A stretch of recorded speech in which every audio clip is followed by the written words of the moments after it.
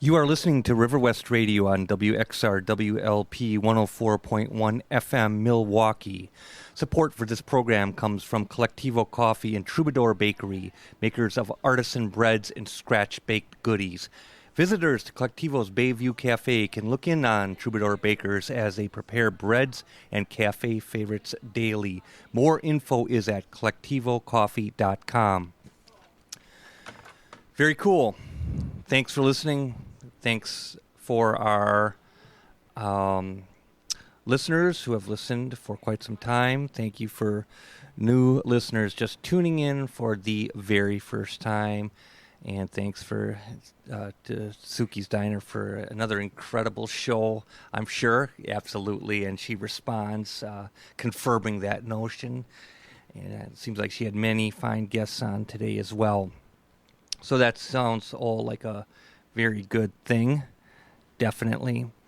And we have Gabe on the line, too. He's very patient and very informed.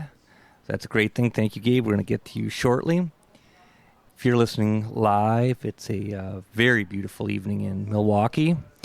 And it's sunny out. The people are out. It's just beautiful. We have 4 seasons, so each season kind of has its own equal footing in the realm of the year. Summer, winter, fall, spring, all good stuff. And Tom's good enough to join us on stage. He is a man of solid standing, man of vision. He gets the job done, and he knows where he's headed, so that's always a good thing to have him up here on the stage. He's just kind of like a silent compatriot, but we feel his confidence throughout the minutes, which is a good thing. George Romero passed away. Great guy, and such is life. You live, you die, and it's what you do in between that is obviously has meaning to your life. I've met him a few times. One of my daughters did as well. I'm not sure how many of the other kids have, but he's obviously missed. But I will admit that his life was celebrated. I was always into that idea, the Romero idea, such as, what films has he done? He's done Jack's Wife, which is also known as Season of the Witch. That's one of the great early 70s feminist films. I mean, it's a strong, strong film in that vein. So, yeah, Season of the Witch, check that out. Kind of pale experimental narrative he did. There's Always Vanilla, shot around Pittsburgh, which it kind of has that early 70s, well, it is that early 70s experimental feel. Zav, have a great night, man. Zav has left the house. Anyway, let's see, he also did The Crazies, which was a really, really, really cool horror film, and what I loved about Romero was his sense of composition and editing. So I'd never talk to people about him, because when you say things, they're thinking one thing, you're thinking another. So it never made sense to talk about him, because they were just like into whatever elements about him that I just wasn't really that interested in. I was always interested in his a compelling sense of montage and his that sense of presence with the compositions in his cinematography, the way he set up shots and their melody and so on and so forth. And, throughout my life, I always would read about him in various books, and, how he had him and his allies had a commercial house in Pittsburgh, in downtown Pittsburgh, and they would shoot commercials, and then had this idea, for a feature film, and they wrote it, and became famous. They didn't put a copyright on the print, so it got into the public domain. They had to take care of that.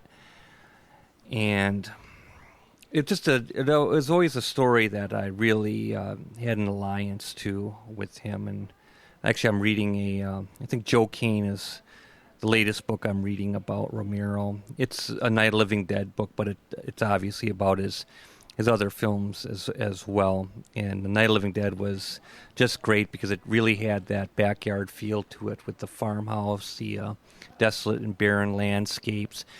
And also kind of like the reality of the situation that these people were up against. It didn't have so much of that element of contrived drama, but rather that they were in this particular situation that was going to play out from beginning to end. And there was many, many elements of Night of the Living Dead that I truly truly appreciated. And again, I don't see it the way other people see it. When I saw Dawn of the Dead, I was just completely blown away. I never before had music had been such a decisive element in a film, where the music wasn't in this cantankerous alliance, this discordant relationship with the image, but rather it was just really awesome. And I just started using that word awesome like about a year or two ago, and I don't really use it much, but I figure you only go around once, and why don't you say something that other people say, what difference does it make? So yeah, the music by Goblin was just outstanding, and the fact that the film started on action. I think the first time that I saw it, I thought, is that like bacteria or something like that? But it turned out to be a carpeted wall that the camera slowly zoomed out of, and it zoomed out slowly into the tumultuous nature of this television station in the throes of this kind of national emergency. And I was just like immediately taken in by the titles being played on that wall carpet. So that, and you tell that to people, and they have no clue what you're talking about. So these are things that I'd never discuss with people because it makes no sense. But in honor of George Romero, I will. So yeah, that music by Goblin was outstanding. And the fact that they were using a shopping mall, you have to understand that basically the majority of films are dislocated from middle life. That means when you were growing up, you just saw these black and white films with these backlot sets of New York City. So if you ever saw a ranch house, such as in Close Encounters, you'd be close to having a heart attack. You'd be like, oh my, that's me. I can relate. So there was a very slim chance you could ever relate to anything up on screen. But the 70s was the era of the modern shopping mall, and to see that on screen was a complete freak out. This was in a time when you couldn't just look things up, or that it was only when it was given to you could you participate in viewing it. It was a completely different culture, a completely different era. So to see anything that ever remotely resembled your life up on screen or anything like that was tantamount to just like a miracle from the sky. So to see a shopping mall on a film screen, it was like, man, can this even be happening? And with that film, it was. So yeah, that was huge. And also the compelling nature of the story, the barren trees, all of the people out in the rural areas hunting down the living dead and so forth was just amazing and unseen before. To have modernity in a horror film like that was just incredible, just absolutely incredible. So it's amazing. Well, we love you, George. Rest well. You led a good, strong life, and we miss you, but we also celebrate you, and we celebrate you by continuing to walk and be strong in life. So we will avoid the marginal at all costs and engage the extraordinary by any means necessary, most certainly. Yes, and Tom would like to point out that Martin Landau also passed away, and he, of course, is our man from North by Northwest. And one of the things that, so bless his heart and his soul as well. You always have that feeling of Frank Lloyd Wright in North by Northwest. You also have the feeling of the family vacation in North by Northwest, because the action, the narrative moves westward, and the sun sets in the west. So every melancholic evening you would look toward the west with the sunset in that unknown region of Western lives you had no clue about. Again, family vacation, a string of motels that would lead you toward the climax of North by Northwest, which takes place out in the Dakotas. And we're going to get to you in a minute, Gabe. And when you watch North by Northwest, you have two situations. You have the UN general room, where let's just call it the lobby. And in the Dakotas, you have the restaurant adjacent to Mount Rushmore.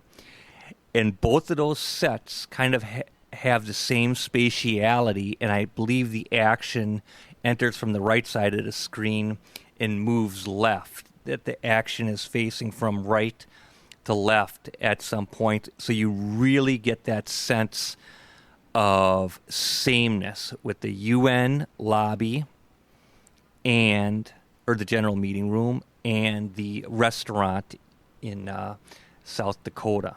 So yeah, when you see those two sets, you'll catch on to that. And of course, there's not the Frank Lloyd Wright House, but it reminds one of a Frank Lloyd Wright House at the end of North by Northwest. So these are how our dreams are formed. And one film informs another, one filmmaker is influenced by another, as in all the arts and all walks of life, that there is this progeny, this system of influence. So there you have it. So bless Mr. Landau's heart as well. And I just want to point out, too, I think, saw Hail Caesar, because I try to get the contemporary films in, too, and that is a magnificent film by the Coen brothers. Very sharply and wittily done, very imaginative. So that's Progeny. Anyway, Gabe, your patience is admirable, and it will be rewarded probably within less than 60 seconds. Again, listeners, you guys are great, of course. And welcome, Gabe. How you doing, my man? Oh, just dandy. Sweet. Just great. You rock, dude. Yeah, man. George Romero passing. It's real strange. It's like a whole system of strangeness just lines up today. I went to go to saw two films in the theater today, and see, you do what we cannot, and that's why we admire you. And during the second film, in an early scene, the two of the protagonists. Because there's several in The Big Sick, which is one of the most well-written, well-executed films I've seen this year. It does absolutely nothing for certain yearnings and longings of the cinematic sense of the visual mise-en-scène is almost non-existent. It's composed in this almost perfunctory utilitarian manner, but the whole point is that the film hits these proper emotional buttons. Everything is shot in an almost Academy ratio of a 4:3. When I say that, what I mean is the traditional box, the traditional, almost like the television set, the classic television set format, where it's not a elongated lengthwise rectangle, which is what the current television screen with the current monitor and what the current screen in a movie theater is shaped after. In fact, for a long time, screens in movie houses were just a 4x4 box. 4x3, 133 by 1. 4x3, but there would be blank space on the sides. Got a curtain, my son. The curtains would draw in, and you would. But those were the ratios; those were the dimensions, and sometimes, your screen was wider than it was. It was 4x3, and for a long time, that's how films were shot. And the widescreen, the extreme wide format, came in to combat television. Absolutely, and then you see the you see the extremities of that in the 1950s with CinemaScope and VistaVision and many other variations on that with the extreme widescreen. But after that, widescreen pretty much is here to stay, and then on video cassette 4:3. It's tempered now to like 185:1, so it's not the the 50s deluxe anamorphic lens widescreen, but it's found its correction. Mm-hmm. What's the anamorphic? Is that 2.35? Yeah, anamorphic. Yeah. That's where obviously you shoot with a lens that squeezes the image, and you project it with a lens that unsqueezes the image. Yeah, it's 235:1. 235:1, and then traditional is 185:1, and then 185:1. And European art films are usually 166:1. Yep. So I'm watching the big, the Big Sick today, and I'm just admiring its straightforward performances, and it's just casual film language, and its naturalism, and the way that it's really admirably telling this really engrossing story in this really unintrepid way that really just allows the viewer to get comfortable with the characters and relate to them and not relate to them. It shows you a different culture. If you're not Islamic, or you've never been around an Islamic person, or if you've never spent time or been friends with one or an Islamic family, or spent time around them, it's a really, really good and very casual portrait of some modern peculiarities of some of the problems, some of the issues that can come up in the Americanization of Islamic families, of people that live here, that are from abroad, or that have brought their children here or have their kids here, while trying to retain some of their traditional cultural values. And having dated someone, the first girlfriend I ever had certain elements of this predicament. It wasn't necessarily as pronounced as it is in this film, or as it is in other people's lives, friends I've had, people I've talked to, people I went to school with, people I've gotten to know over the years, where, in some cases it's real extreme, where people get excommunicated from their families. Some people there's even like attempted murder involved in some extreme cases. But this film really, really envelops the viewer in a sort of languid in a casual romance with all the characters, because you just feel there's such a closeness and an intimacy. And things like mise-en-scène and filmmaking and editing and all the sharp, extreme features that I love in art films and in visual cinema just sort of fall away, and you really get enveloped in the things that envelop you in your family, and the things that envelop you in people, in friendships, meaningful relationships.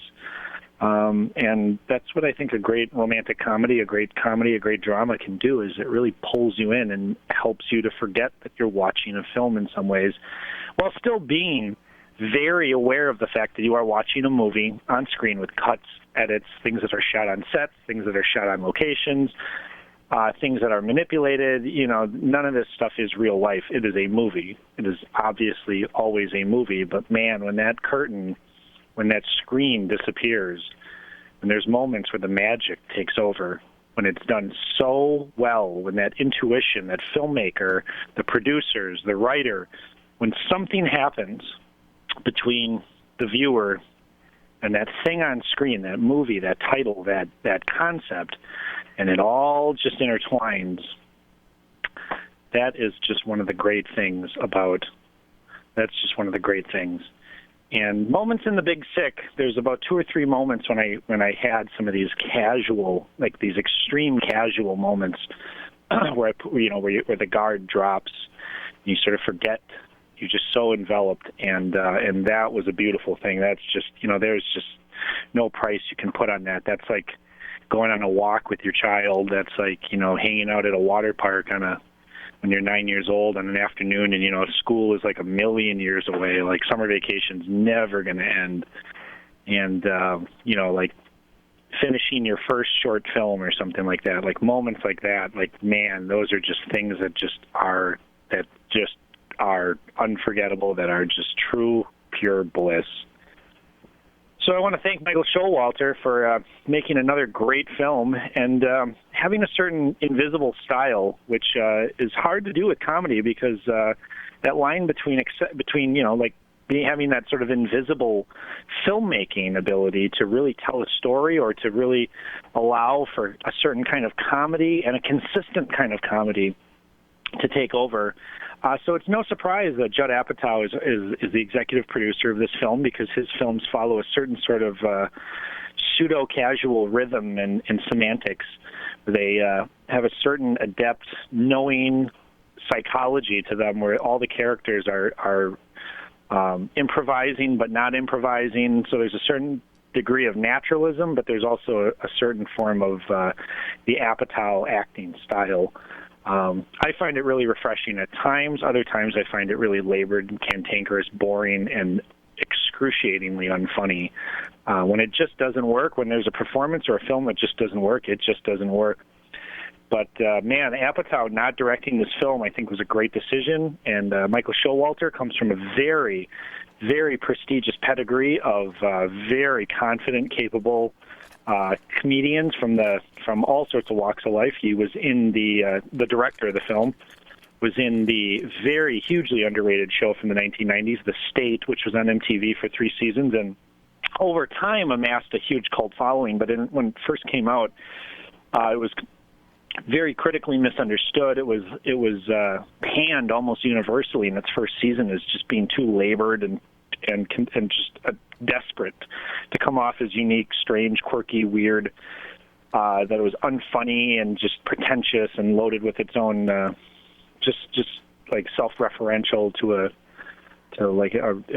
extremely annoying degree. Over time, a newer generation of audience discovered The State, or those that realized its greatness and its time sort of stuck with it. And David Wayne also came out of that school, out of that group, as did Amy Schumer. Not Amy Schumer. Members of the Upright Citizens Brigade and Michael Ian Black and members of Reno 911 and other comedy groups. But David Wayne, who came out of that, went on to direct Wet Hot American Summer and many other cult comedies that have grown in their fandom over the many years. And Michael Showalter, who was also who's very closely linked with David Wayne, who did a show with him, Stella, which ran for a very short period on Comedy Central. Is a very, very strange and very funny show where the two of them sort of link over, where both of their styles of comedy sort of met up again, besides in Wet Hot American Summer, the film from 2000, and in that comedy series, The State, from the mid-'90s. Stella, great show. But Michael Showalter's own style as a director is starting to really develop. He directed a film 2 years ago called Hello, My Name is Doris, with Sally Field, with a great lead performance from her. Great ensemble comedy. And that film has a sort of approachable humanity that I feel he really refines a little bit more in this film, and really hones in. It's just a little more. He's working with a bigger budget. It just looks like it looks less stitched together, and it looks less like a hodgepodge. Not to say that Hello, My Name is Doris isn't a very, very strong, very well-made film. It is, but it's just there's certain restraints and certain limitations of it that definitely show through. But the strength of that central performance by Sally Field definitely covers up some of the loose ends of that film. But man, The Big Sick, if you like romantic comedies, if you're looking for a date film, if you're looking for a good comedy, or just even a film that bridges that line between extremely heartfelt and extremely funny, I can't recommend this movie enough. Funny without desperately offering itself, which is good. I hate when films have to make itself funny, when they have to prove how funny they are, when it's like, please find me funny. It's just not funny. but yeah, the film itself, Holly Hunter, who, very strange, I was just thinking about her the other day, and just thinking, what has happened to Holly Hunter?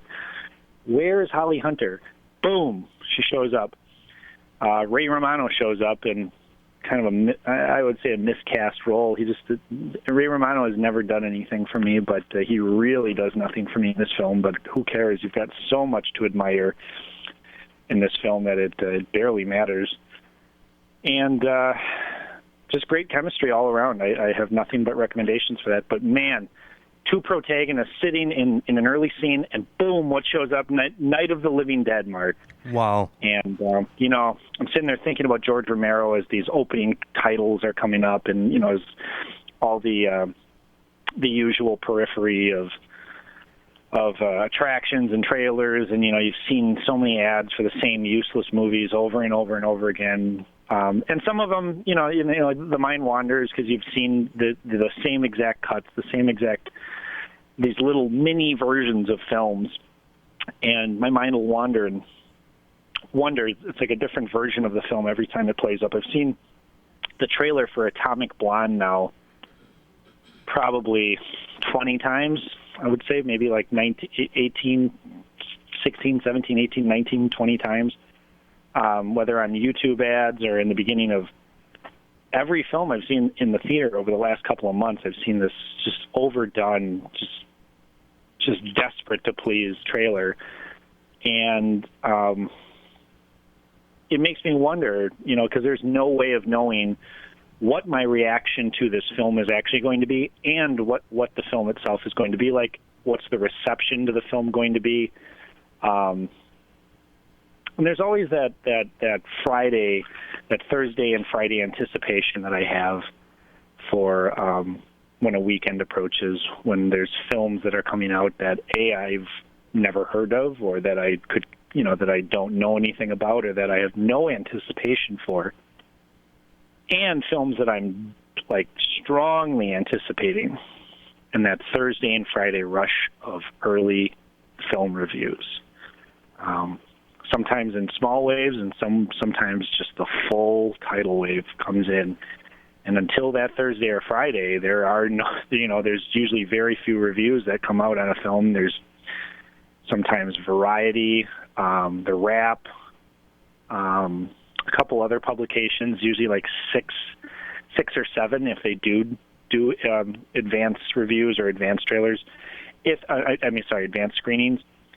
Sometimes if they know that their film is so strong, like it's a mid film where it's not a giant blockbuster release. It's not a film that has like a $250 million price tag on it. So if the film leaks, they're not terribly worried about losing box office receipts, but they know that they have a strong product on their hand.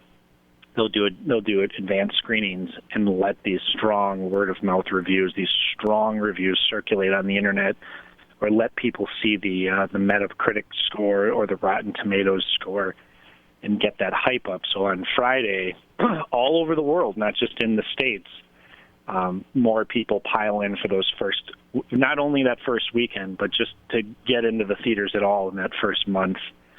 Because more and more it is becoming less about opening weekend and more about just the total worldwide box office gross.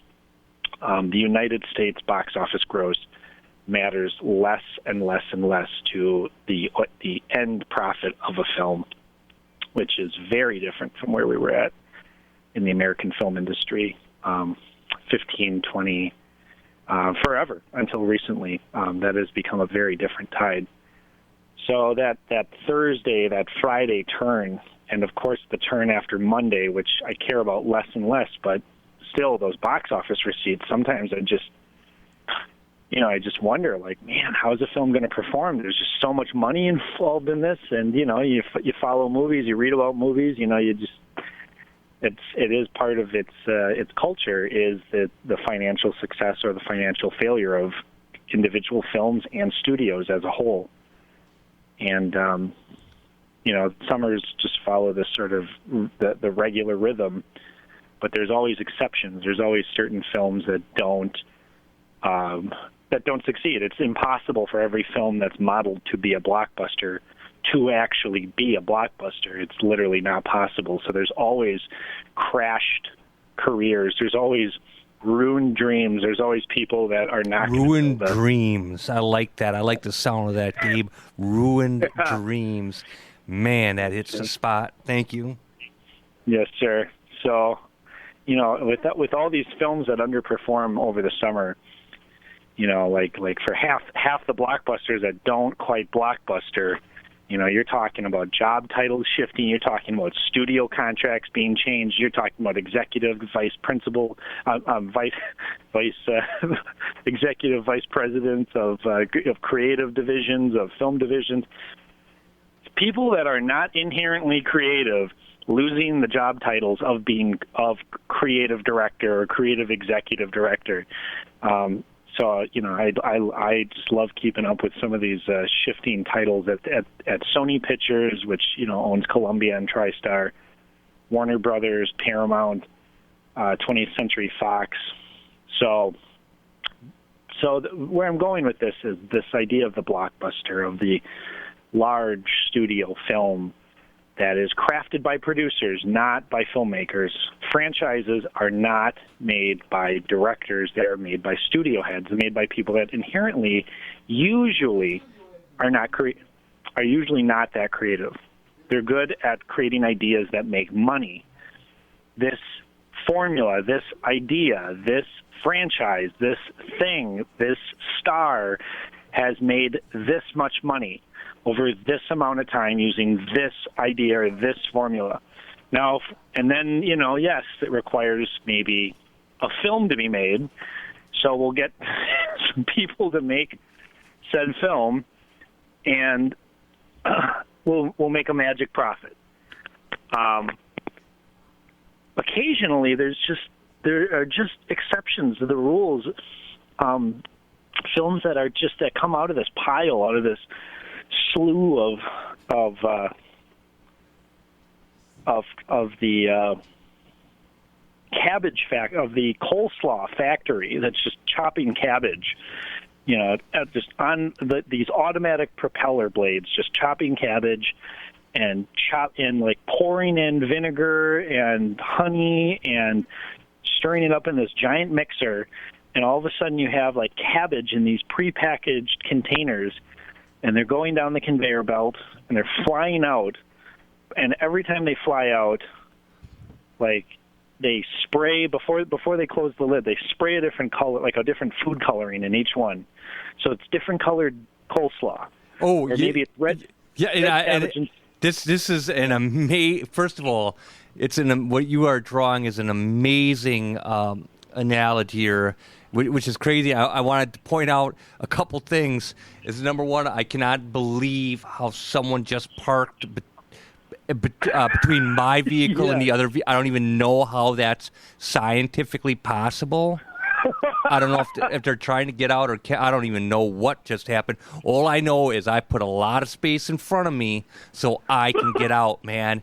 It never fails. I swear it's just like inches that this person has to deal with now.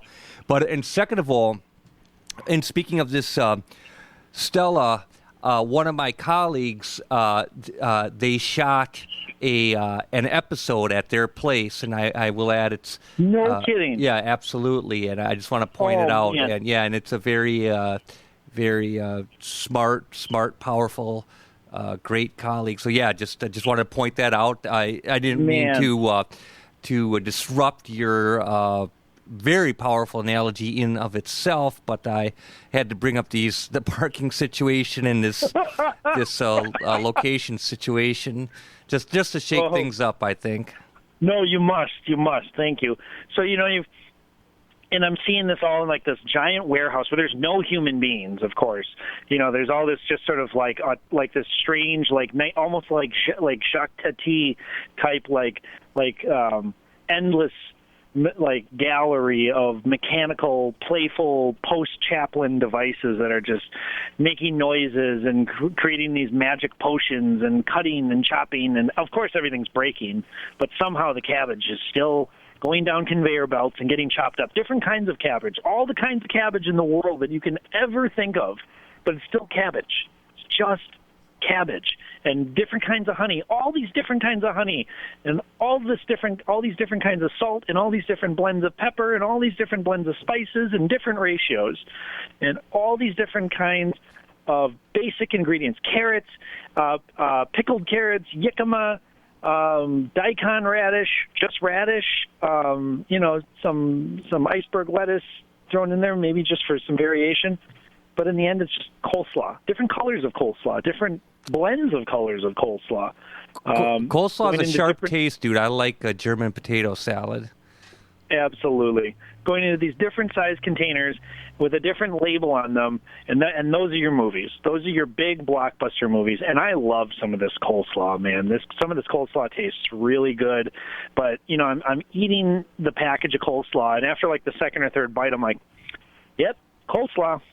Okay, yep. Oh, wow, this bite's a little saltier than the last bite. This bite's a little more peppery than the last bite. This bite's really sweet. That bite's really bad. All right, coleslaw, here we go. And then there's just tons of packages of coleslaw I don't want to deal with. Like these movies just. But you do it for us. You take the hit for us, and we want to thank you because I would not be able to deal with that. I know you wouldn't, Mark. Mark, it's not going to happen. But you're a warrior, Gabe. You're a warrior. You're on the front lines for us, and we thank you for that. So coleslaw. Yes. Yeah, I'll tell you, Mark. So you're not anywhere near the coleslaw factory, nowhere near the coleslaw store, and for that, I praise you because, once in a while, Mark, there are films that I see when I'm just like, Mark has to see this movie, even if he hates it. I just need his opinion on this. American Honey. I see this film and it ends, and I just go, here's a film that I don't know if this is even coleslaw. My man, wait a second. What are you talking about? You talked it up last week. The movie, well, that's what I'm saying. Like, I don't think this is coleslaw. I think this is. It's so outside the box that it's not even. Okay, I gotcha. This is like turkey, or this is like some mystery food. And it's really good mystery food. This is like mystery awesomeness. This is some banquet item, and it's strange. Dude, I haven't ate. You're hurting me. Oh man! Oh, but, hey, my man. Things like American Honey and The Greasy Strangler. Yeah, dude, I think I'm gonna have more of a chance to see American Honey than The Greasy Strangler. So let me go out? Let me procure procure American Honey. See that, report back to you. Then I'll get on to the other one. How does that sound? Well, I think that sounds great because next week we're talking about getting our yearly, or sometimes we do a month of exploitation in the summer because all that sunshine.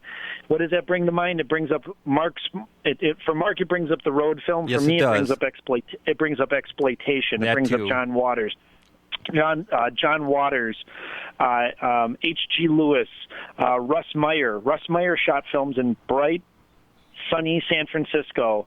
Mondo Topless, the second Dolls film. What was the film that he made with Roger Ebert?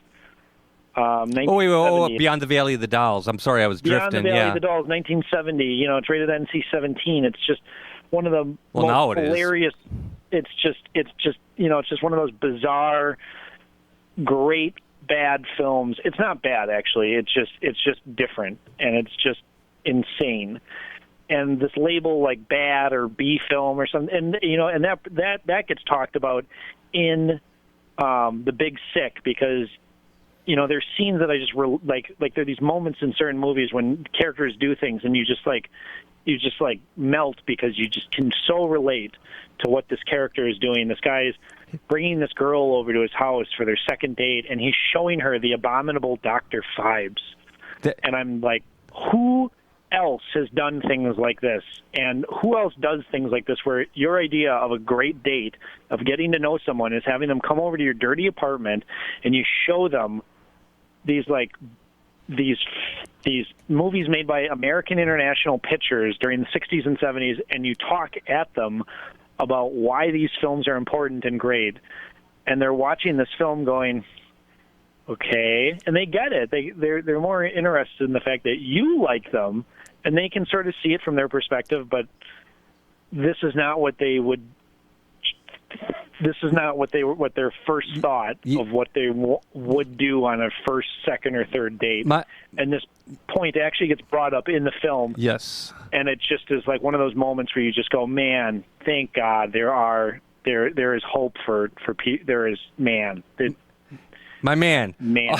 It's just great moments like that. Yes, you're absolutely right. And I do want to point out that someone, a very intellectual, very powerful colleague as well, points out that it's not Mondo Topless, it's Mondo Trasho.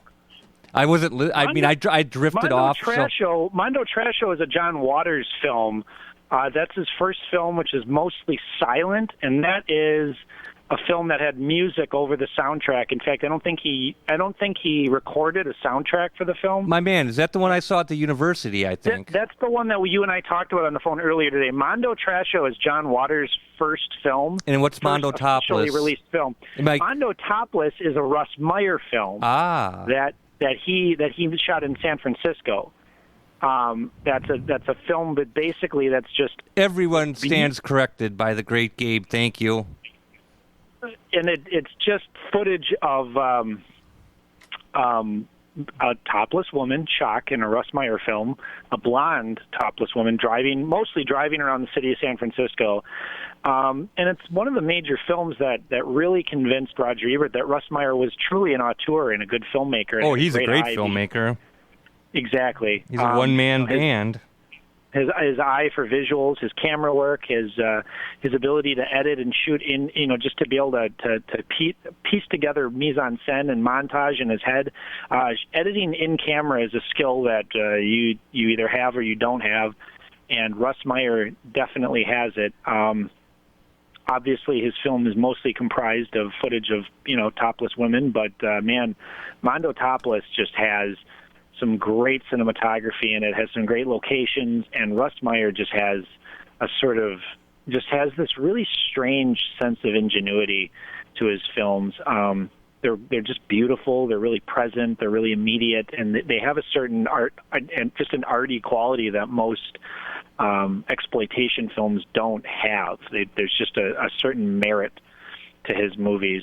Yeah, I'll agree with you totally on that. One of my friends had gotten a huge Russ Meyer box set, and it was just a really, really cool thing to check out. Some of those, I mean, there's many Russ Meyer films I've yet to see. H.G. Lewis, very different filmmakers. I mean, Russ Meyer's, a craftsman, so there's no comparison between those two, certainly. But, absolutely. So my coleslaw analogy, what I was getting at, I may add, it's a heck of a enduring analogy, and we want to thank you for having the stamina to ride it out. And it seems like you're going to continue to pursue the wave for a few on that one. Well, I was watching. So the other film I saw today, the War of the Planet of the Apes, the third film in the remake trilogy. There are times when these trilogies or these remakes or these films are created with absolutely no originality whatsoever, and they're just bad. They're just universally acknowledged by anyone with any sort of an IQ as just, these are bad films. These are just bad films. The Transformer films are finally, after it's taken 5 of them. I heard a man that was standing in line in front of me today, and I wanted to hug this guy when he said this. You should have. There's an older man, not old, but he was older, and he had a cane, and he was standing in line at 10:45 in the morning with what appeared to be his 3 grandchildren, and one of them was about 10, and one was about 12, and one was about 8 or 9, I'd say, and they were 3 different heights, and they were all playing together and being loud and just being kids, and he was sort of quietly yelling at them, just keeping them at bay, and he was looking at stuff on his phone, and he kept telling them, he had these lines on autopilot of how to behave in public, and they weren't really misbehaving, but I think he just had this sort of slew of comments, and I was just really enjoying watching him and the one kid, when they went up to the booth to purchase tickets, the kid said, "We'll get 4 for Transformers," and he said, "Absolutely not. We are not.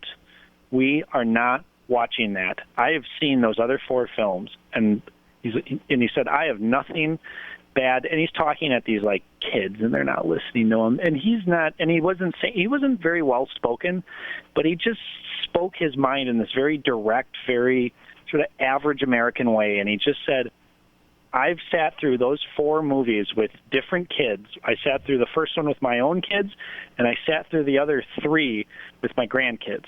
I am not going to sit through another one of those unwatchably bad Transformers films ever again, and no one should. Those films make you dumber, and they make everyone around them dumb, and they should be ashamed that they make movies that dumb that anyone should watch and wants to watch." Wow, that's a resounding sentiment on your part there, Gabe. And, I was just shocked. And the woman Victor, have a great night. The woman behind the window was like nodding in approval, but yes. She was kind of not. But I think she was a little bit shocked too. And he said this in this real slow drawl, but he just used he said it much quicker than that, and he said it in this real short, sharp, but he took knew a his long mind. time to say it. And he used very few words, but he just said these films are dumb, they're insulting, no one should watch them, and the fact that people want to see them is disgusting. Wow. And I don't know. I'm just along for the ride, man. And, and I've seen those 4 films, and the thing is that they are, the third one and the fourth one in the series are probably the 2 dumbest films that I've ever seen.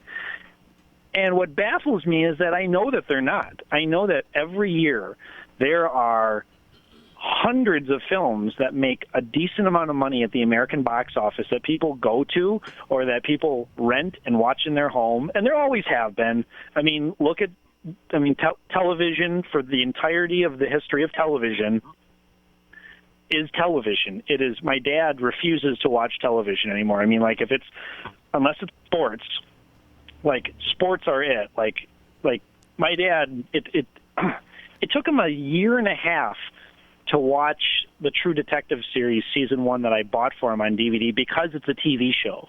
Because he just does not spend a lot of time watching movies or TV shows.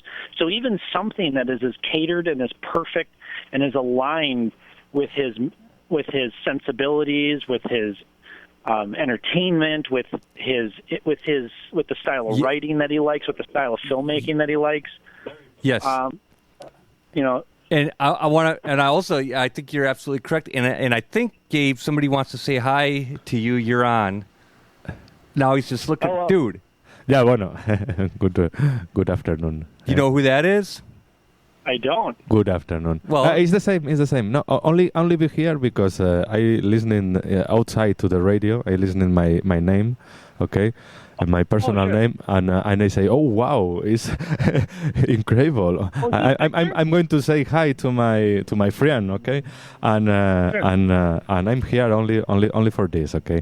But about your comment, I'm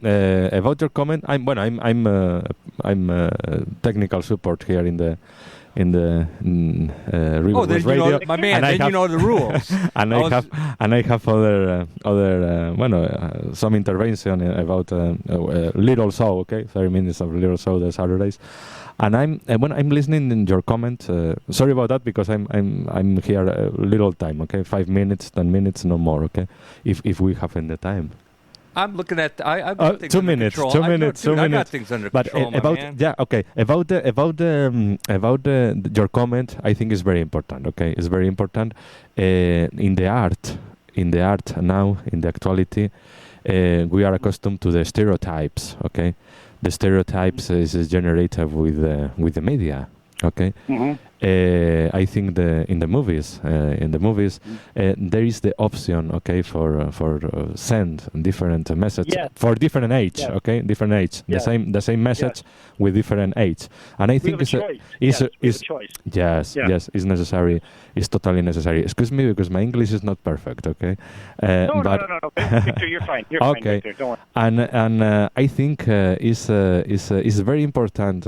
It's very important to know this, okay. It's very important to know. I hope it is, because I'm listening. What's up, Victor? Talk to me. Tell me what's important. No, bueno, about the art, okay? The art for me is all things is art, okay?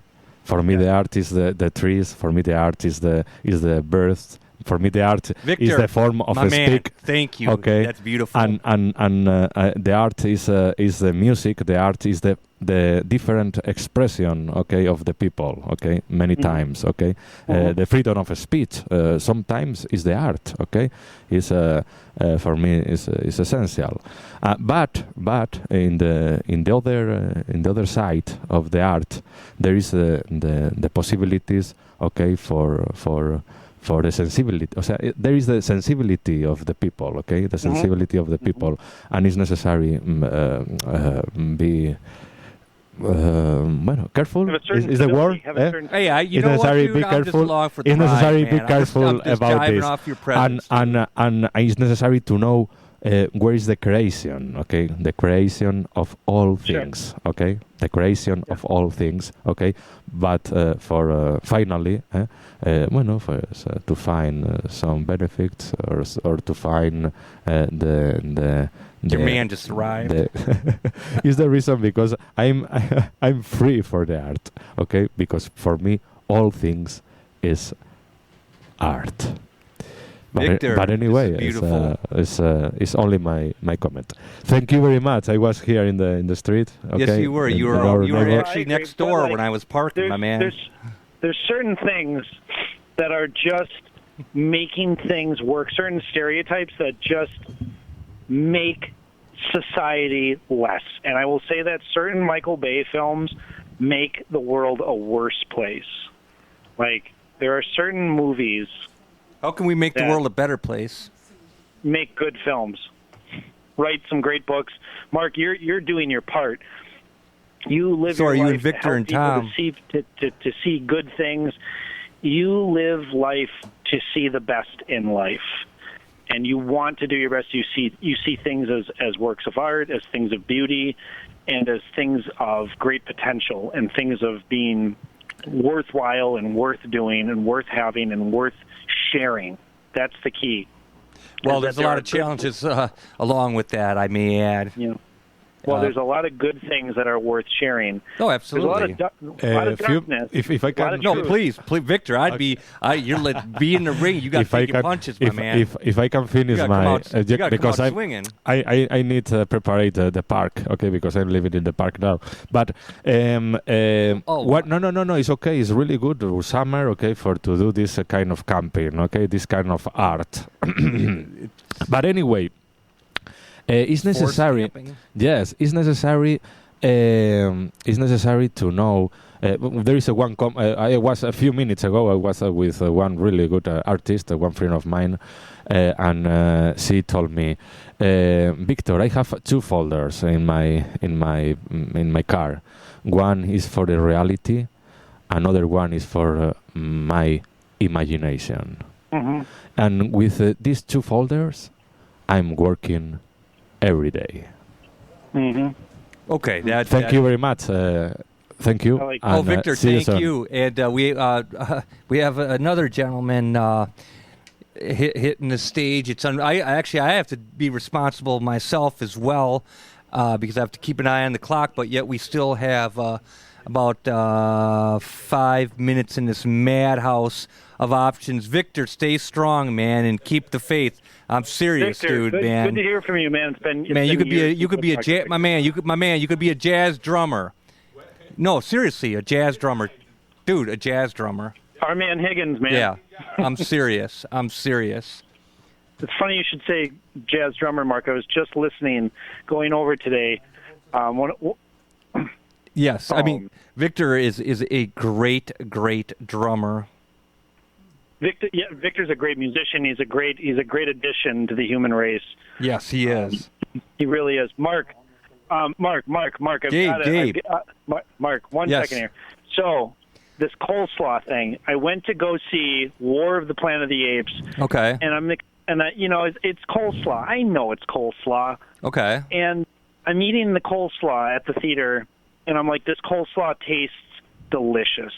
This is not only what coleslaw can be, but this is unexpected coleslaw. This is everything. These works of commerce that follow certain rules, that have certain conventions, that have certain presets.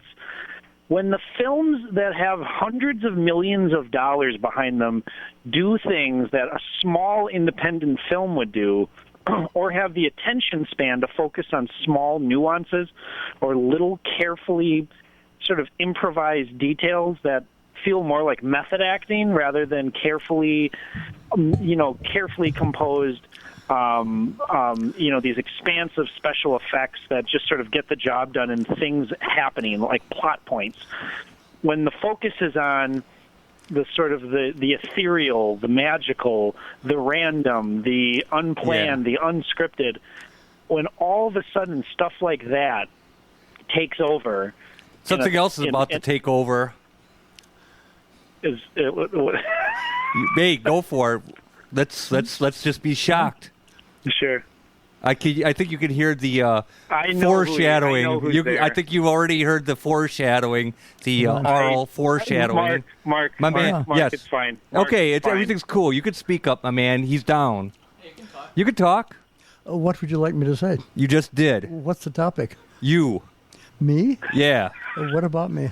I don't know. You got about 3.5 minutes to figure that out. Well, Step up to the mic, man. There you go. Yeah, I speak for my show, and I express my opinions, and that's it. Hey, Steve, how you doing? Okay. Steve, it's good. It's good to actually hear your voice.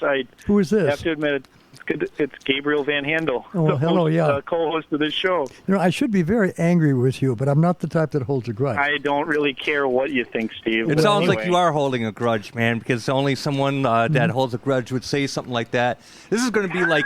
See how carefully you're defended? I can't get a word in. No, dude, I'm not... You know what? It's just logic. It's science at work at this point. Maybe I could think of another description. Well, I know you can, because anyway, you're very... what movies have you seen lately that you like? Wait, now, hold on a second. Let me... And the reason why I got to block that is because we have like 90 seconds left, and I want to stay really present. I want to stay really in the moment, as if this was like pro wrestling. Because if you blink for 1 second, you know what'll happen? Nothing, because it's all scripted. I mean, it's to say that acting back in the day is better than acting nowadays is like saying pro wrestling is real, man. It ain't gonna work. What? But anyway. I'm guys, I'm living in the moment right now because I'm trying to keep an eye on the clock. And we've got keeping an eye on the clock, and it's a great thing. Yeah, we got 60 seconds, so we can't. We cannot do any digressions, man. We got to stay present. One thing I'm going to say is that having visited some William Wyler films that I've never seen before, going into them, I got to say, man, that guy knows how to helm a picture. Bro, thank you. And also, try for that. Now, I'm not saying that he's the greatest filmmaker ever put on the earth, but he's a great filmmaker. You've said that many times before, and I appreciate that. I really do. Steve, more than you might think. Steve, try to catch that. Do you know how many times Netflix? Okay, guys, you know what? We have less than like 30 seconds, and it's like I'm telling you, it's you know what? It's like Steve. It's like 80 years of life, man. Because now 50 of them are gone, then 60, then 70. It's getting close. Mark, and if you want to be specific and just blow the whole premise, dudes. Okay, we're down to 6 seconds. Gabe, bless your heart. Steve, bless your heart. And I have to, that's it, guys. We will be on at the same time next week on WXR WLP 104.1 FM Milwaukee to hear past episodes. Visit riverwestradio.com/shows and click Fireside.